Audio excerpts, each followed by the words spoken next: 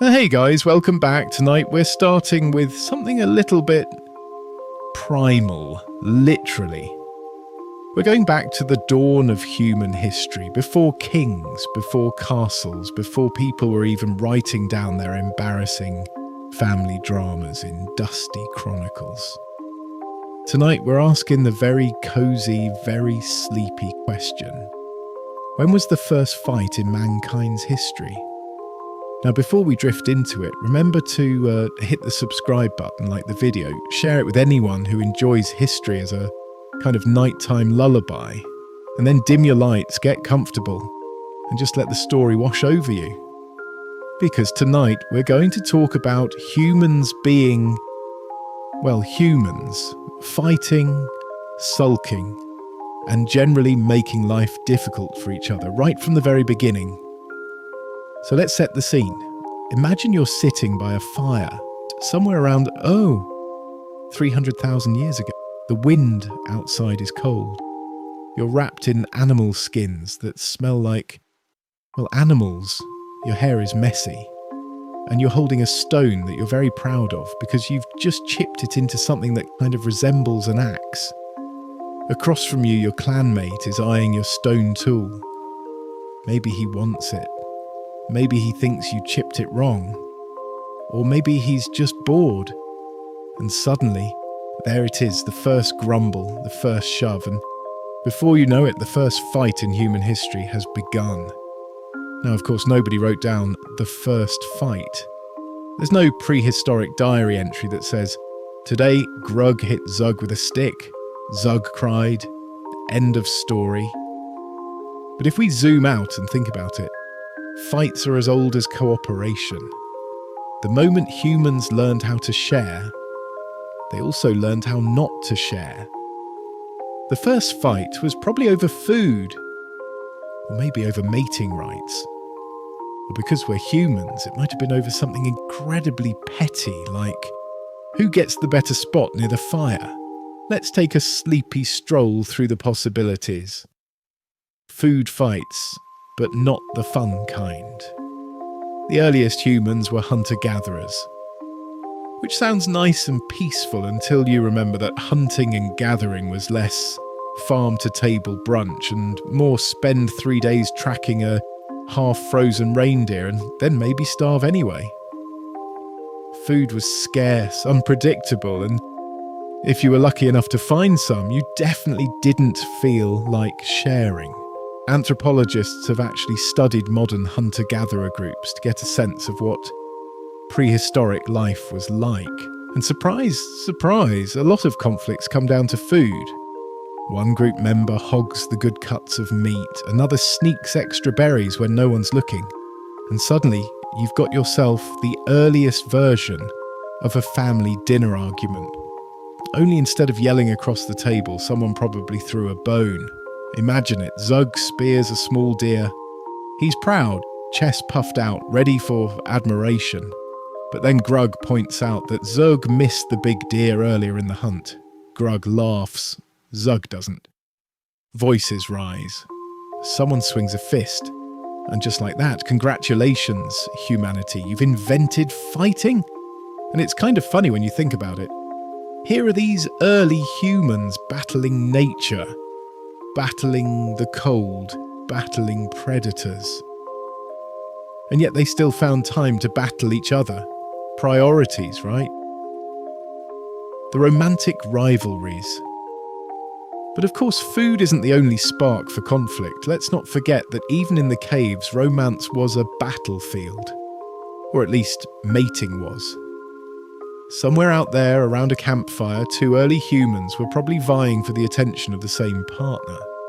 And because prehistoric flirting options were pretty limited, you couldn't exactly write poetry or send flowers. It often came down to displays of strength, which is a polite way of saying fights. Picture it. Two men, both covered in fur, both trying to look tough, both grunting in ways that they thought sounded attractive. One shows off a particularly sharp stone tool. The other shows he can lift a log slightly better. Sparks fly. Not romantic sparks, but the kind that end with someone storming off to sulk in the dark. The very first love triangle probably ended with bruises, not roses. It makes sense, though. In evolutionary terms, competing for mates is one of the strongest drivers of conflict, and humans, being humans, probably perfected the art of turning jealousy into brawls pretty quickly. The petty stuff. Now, here's where it gets a little more entertaining. Because while food and mates make sense as causes of fights, I think it's safe to say that some of the earliest fights were also about absolutely nothing. Humans are experts at arguing over the pointless. Today, it might be about who left the toilet seat up. Back then, maybe it was who left the cave drafty, or who snored the loudest, or who kept hogging the warmest animal skins at night. We'll never know the exact details. But given what we know about ourselves now, it feels almost guaranteed that the first fight wasn't noble or epic. It wasn't a grand struggle for survival. It was probably dumb. A prehistoric version of road rage, but with mammoth bones instead of steering wheels. And honestly, that's kind of comforting. It means people have always been this way. Chimps as a clue. Here's where we can bring in a little science. If you look at our closest relatives, the chimpanzees, you'll notice that they also fight a lot. Over food, over dominance, over who gets to groom who. Sound familiar? Chimp fights can get dramatic with screaming and chasing and occasionally some light violence. But the important thing is it shows us that conflict is baked right into primate social life. So if chimps do it, and early humans were basically chimps with slightly better posture, then it's safe to assume our ancestors were squabbling too. Which means the first fight in human history wasn't some strange exception. It was just part of the deal. We're social, yes, we cooperate. But we also annoy the living daylights out of each other. Always have, always will, a gentle drift into prehistoric drama. So let's imagine this together. The sun is setting, the clan is gathering around the fire, someone is cooking roots, someone else is trying to start a song, and over in the corner, Grug and Zerg are glaring at each other because one of them accidentally stepped on the other's pile of shiny rocks. Voices rise. A stick is waved. Maybe someone shoves. And the rest of the clan sighs, rolls their eyes, and mutters something like, "Here we go again." Congratulations, humanity. That's your origin story, and once it started, it never really stopped. From tiny tiffs over food to giant wars between empires, it's all part of the same thread. Humans just love to fight. But tonight, we're not rushing. We're going to float slowly through the story. From the earliest cave squabbles to the first recorded fights in ancient civilizations, to the way kings and queens managed to turn their personal grudges into entire wars. Because why stop at a cave brawl when you can invent dynasties and drag half of Europe into your marriage problems? Let's drift forward now, gently, from the imaginary first cave fight into the world where humans actually began to write things down. The earliest records of conflict where we can start to see names, places, and just how seriously people took their grudges. So we're floating ahead now. Thousands of years after our cave fight, friends, people have figured out farming. They've got villages. They've got fields of wheat. And they've got enough free time to start inventing things like writing, religion, and complaining about taxes. Which means naturally the fights also got more complicated. And if we're going to talk about the first recorded fights in history, we're heading straight to Mesopotamia, the so-called cradle of civilization, which, to be honest, was also the cradle of humanity's first documented temper tantrums. Gilgamesh, the drama king. Let's start with the most famous ancient bro of them all, Gilgamesh, king of Uruk. He lived around 2700 BCE, though lived is doing a lot of heavy lifting here because half of what we know about him comes from the Epic of Gilgamesh, which is equal parts myth, history, and fever dream. But in that epic, one of the very first big stories about Gilgamesh is, you guessed it, a fight. Gilgamesh apparently was a bit of a tyrant. He lorded it over his people, strutted around like he invented being tall, and generally annoyed everyone. So the gods, clearly tired of his nonsense, created a wild man named Enkidu to challenge him. And what happened when they met? Did they shake hands, form a peace treaty? Of course not. They wrestled, right in the streets of Uruk. Two guys rolling around in the dirt, grunting, showing off their muscles. That's literally the plot. Humanity's first great written hero story is basically an ancient wrestling match, which is oddly perfect, isn't it? Now, eventually they become best friends, because apparently nothing bonds two men like beating each other up first. But it's fascinating that the first big literary moment we have is essentially a fight scene.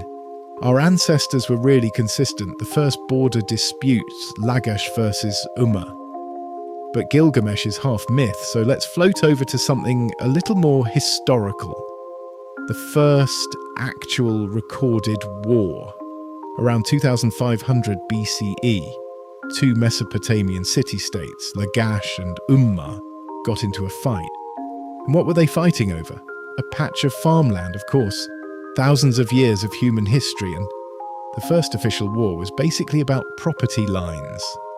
The king of Lagash, Eannatum, was so proud of his victory that he carved it into a stone monument. It's called the Stele of the Vultures. And yes, it shows vultures picking at the corpses of his enemies. Very subtle, very tasteful. But when you look closer, what you actually see is kind of hilarious. Soldiers marching in neat little rows. Helmets that look like upside-down bowls. Spears held stiffly like they just learned what a spear was yesterday. It's less epic battlefield and more awkward school field trip with murder. And what's amazing is that this fight wasn't even really about survival. Both cities had farmland, both had water. But no, they just had to squabble over this one strip of dirt, which feels extremely on brand for humanity. Kings and their grudges. And here's where things start to snowball, because once kings figured out that they could settle personal grudges with armies instead of fists, the whole game changed. Take Sargon of Akkad. Around 2300 BCE, he decided he wanted to be the first emperor in history. Which, to be fair, is an impressive goal, but the way he did it was basically fight everyone. Neighbouring city-state, conquer it. Rival king, knock him down.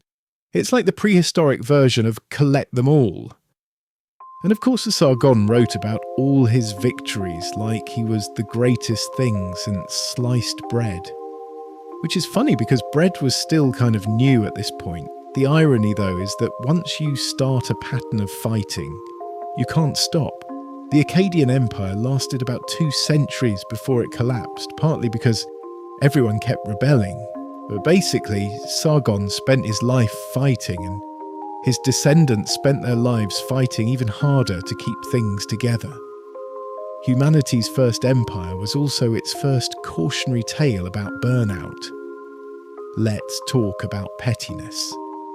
The thing that stands out about these earliest fights isn't the scale, it's the pettiness. It wasn't the fate of the world on the line. It was farmland, irrigation canals, hurt pride, a king who felt disrespected. In other words, it's the exact same stuff people fight about today, just with more clay tablets involved. If Twitter had existed in 2500 BCE, you can bet that Lagash and Umma would have been sub-tweeting each other about water rights. And yet, because they had writing, suddenly these squabbles were immortalized. Every petty insult became history. Which is kind of hilarious when you think about how seriously we take these ancient wars now. They were just arguing over whose ditch was whose, a sleepy drift forward. So let's take a breath, dim the mental lights even further. The first fights, whether between Grug and Zug in the cave or Eanatum and his rivals in Mesopotamia, all boil down to the same thing, humans being humans. Hungry, jealous, stubborn, and occasionally dramatic. And as we drift onward in time, we'll see the same patterns, just bigger, louder, and more expensive. Pharaohs in Egypt turning sibling squabbles into dynastic crises. Greek city-states fighting over honour and olive trees. And eventually, kings and queens in Europe fighting entire wars because somebody looked at somebody else the wrong way at dinner.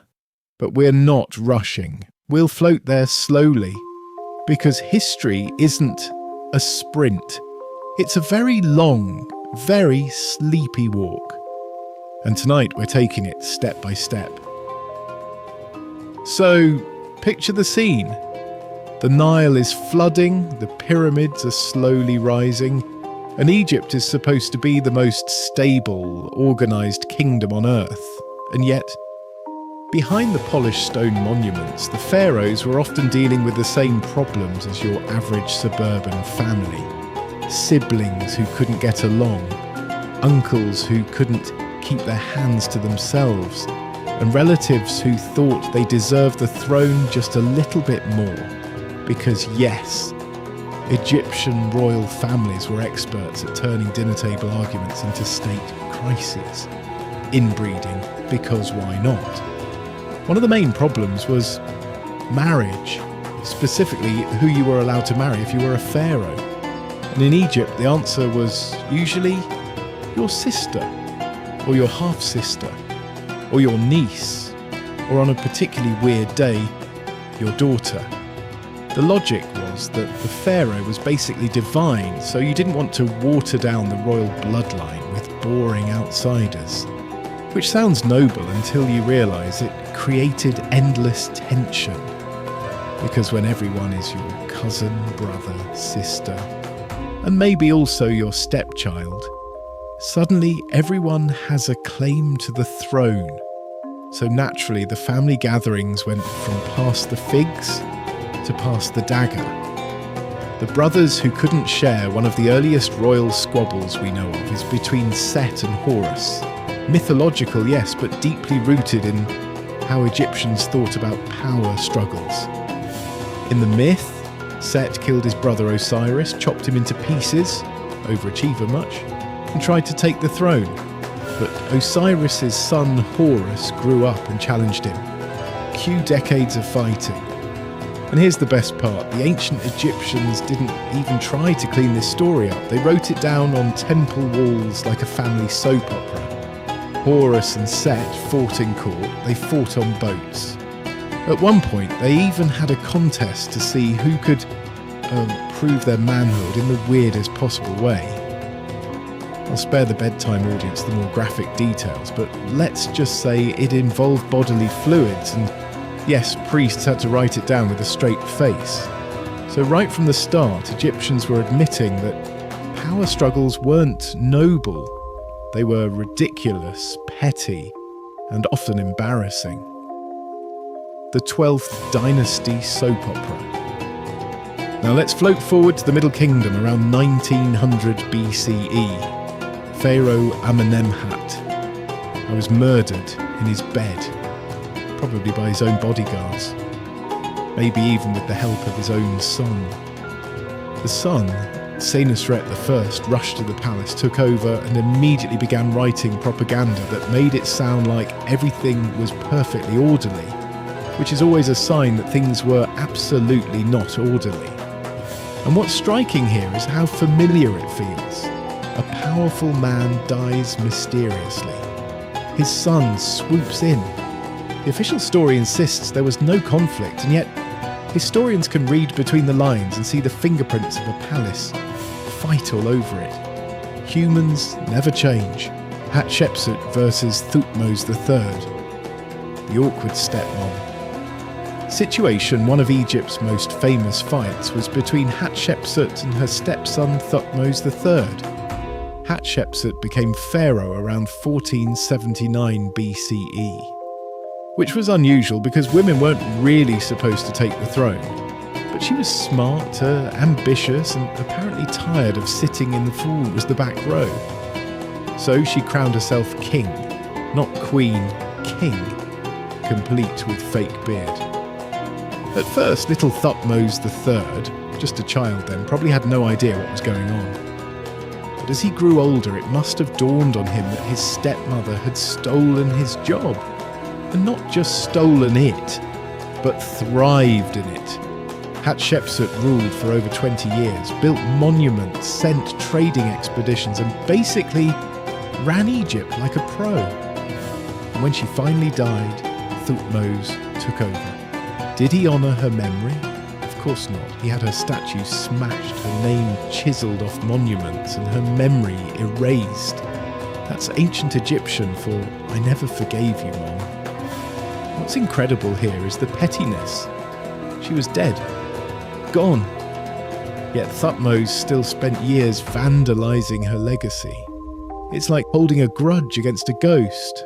Akhenaten and the first religious fight. Then we have Akhenaten, the pharaoh who decided to start history's first big religious argument. Around 1350 BCE, he ditched Egypt's traditional gods and declared that everyone must worship just one, Aten, the sun disk.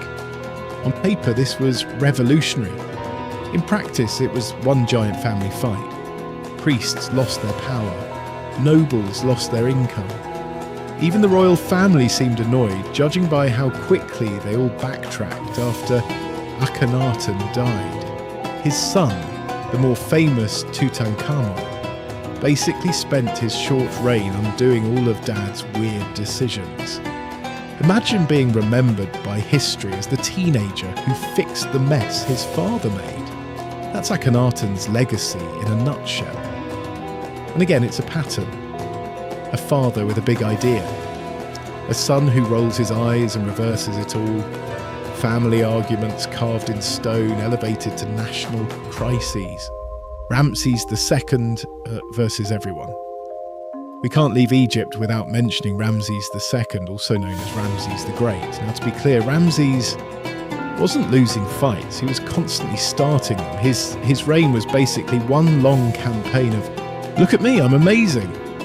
He fought the Hittites at the famous Battle of Kadesh, which was, if we're honest, kind of a draw. But Ramses, being Ramses, had the whole thing carved into temples as the greatest victory ever achieved by mankind, which is hilariously human. The ancient equivalent of a guy embellishing his gym stories. Ramses, I totally lifted the heaviest weight. History, you kind of just dropped it in front of everyone. But the important thing here is that Ramses wasn't just fighting outsiders. He was also constantly squabbling with his enormous family. Dozens of wives, over 100 children. Imagine the inheritance arguments. We don't have records of every sibling's spat. But given the sheer size of his household, there must have been endless quiet battles behind the palace doors. A slow drift out of Egypt. So what have we learned here? That even the most glorious gold-covered civilization on Earth was basically just a stage for family drama. Brothers fighting brothers, stepmothers battling stepsons, fathers making bizarre decisions their kids had to clean up. The pyramids may look eternal, the temples may look serene, but underneath, the pharaohs were as messy and human as Grug and Zug in their cave, just with better fashion choices and slightly more paperwork. And as we drift forward again, we'll see how this same theme, family drama turning into national conflict, played out in Greece and Rome, where petty rivalries between siblings, cousins, and even senators somehow managed to topple entire empires. But we'll float there slowly, because nothing ruins a bedtime history story faster than rushing. So, let's set the scene. Picture the blue waters of the Aegean Sea, whitewashed stone houses clinging to rocky hillsides. Olive trees, goats, philosophers, and inevitably, fights, because if there's one thing the ancient Greeks loved more than wine, it was arguing. And when they weren't arguing with words, they were arguing with spears. City-states, the original frenemies. The funny thing about Greece is that it wasn't one big unified country. It was a patchwork of independent city-states: Athens, Sparta, Corinth, Thebes, each one with its own identity, its own politics, and its own inflated ego. And instead of working together peacefully, they spent centuries acting like squabbling siblings. You'd think that when the Persians invaded, Greece might have learned that unity was useful. And to be fair, they did, briefly. But the moment Persia went home, the Greeks went right back to fighting each other like nothing had happened. It's kind of like when roommates join forces to kill a spider and then immediately resume arguing about dirty dishes. Athens versus Sparta. The pettiest war ever. Let's talk about the most famous of these rivalries, Athens and Sparta. Athens prided itself on philosophy, democracy, and having better hairstyles. Sparta prided itself on military discipline, simplicity, and not needing hairstyles at all. These two cities couldn't have been more different, and yet they somehow kept finding themselves in each other's business. The big clash came in the Peloponnesian War, 431 to 404 BCE. And while history books make it sound grand, at its core it was just one long, exhausting feud. Athens wanted more power. Sparta didn't like that. Athens built an empire. Sparta said no. Cue nearly 30 years of fighting, and the irony, by the end nobody really won. Sparta technically came out on top, but Greece as a whole was weaker, broke, and cranky. It's the ancient equivalent of siblings fighting over the TV remote until the TV breaks. The historian Thucydides wrote all about it very seriously, as if it was the most important event in the world. But if you read between the lines, it's just human stubbornness in armour. Philosophers, professional fighters, but with words. And while the armies fought with spears, the philosophers fought with words, which in some cases was just as vicious. Take Socrates, for instance. He spent his life wandering around Athens, asking people annoying questions until they got angry. It was called the Socratic method, but it could just as easily be called the start an argument in the marketplace method. His student, Plato, disagreed with just about everyone, including other philosophers. Then Plato's student, Aristotle, disagreed with him. Philosophy in Greece wasn't about reaching peace, it was about sharpening your debating skills until even your friends didn't want to invite you to dinner. And honestly, you can almost hear the voices. Socrates. But what is justice? A random Athenian. I don't know, Socrates. Please leave me alone, I'm trying to buy figs. Family fights on a royal scale. And we can't talk about Greek fights without mentioning their royal families, because the myths they told, those endless stories of gods and heroes, were basically just exaggerated soap operas. Take the house of Atreus. This family was a mess. Brothers fighting brothers, children fighting parents, cousins fighting cousins. At one point, there was even a feast where someone was tricked into eating their own children. Very cosy bedtime stuff. The myths, of course, weren't meant to be documentaries, but they reflected a truth. Even in real Greek dynasties, family drama turned into political disaster. Alliances shifted with every marriage, betrayal, or tantrum, which makes sense. If you've ever tried to organise a family reunion, you'll understand ancient Greek politics. Alexander the Great. Fighting was his hobby. Now let's float gently forward to the Macedonians, technically Greek, but also kind of their own chaotic thing. Enter Alexander the Great, the man who basically turned fighting into a career. He inherited the throne from his father, Philip II, who had already spent years uniting Greece under Macedonian rule. And how did Philip die? At a wedding, stabbed by one of his own bodyguards, which is a very Greek way of saying family drama never ends. Alexander took the throne, and instead of taking a breath, he immediately started fighting everyone. Persia, conquered Egypt, conquered half of Asia, conquered. He was like a kid who couldn't stop clicking next level in a video game.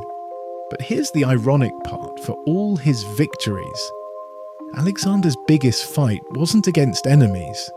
It was with his own generals.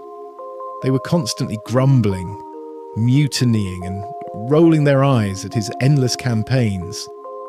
And when Alexander died young, his empire didn't last. His generals immediately fought each other, carving it up like a holiday turkey. So in the end, even the greatest conqueror in history couldn't win the one fight that mattered, keeping his friends from squabbling. The Greek legacy of fighting. So what do we take from all this? That Greece, for all its brilliance, its art, its philosophy, its architecture, was also kind of a giant fight club. City-states fighting city-states. Philosophers fighting with words, families fighting over thrones, and conquerors fighting their way across the map, only for their friends to fight over the leftovers. It's weirdly comforting, isn't it? Even the people who invented democracy, theatre, and geometry still couldn't stop bickering. And as we drift onward, we'll see how this pattern carried straight into Rome, where emperors fought their siblings, senators fought their emperors, and gladiators fought just about anyone who was thrown into the arena with them. But let's not rush.